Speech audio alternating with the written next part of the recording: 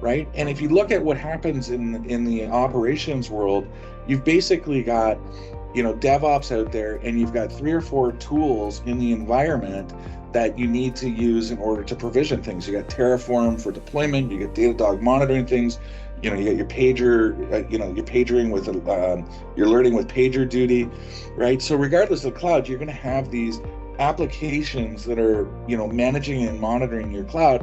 And then you have to have DevOps, and you got to go through the process of looking at performance, cost, availability, etc., in order to determine whether we can make these changes.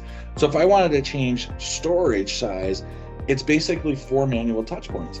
I got to go out and touch 3 tools. I got to touch Terraform or whatever I'm using, Datadog, PagerDuty, and then I need to work with DevOps to manage that disk.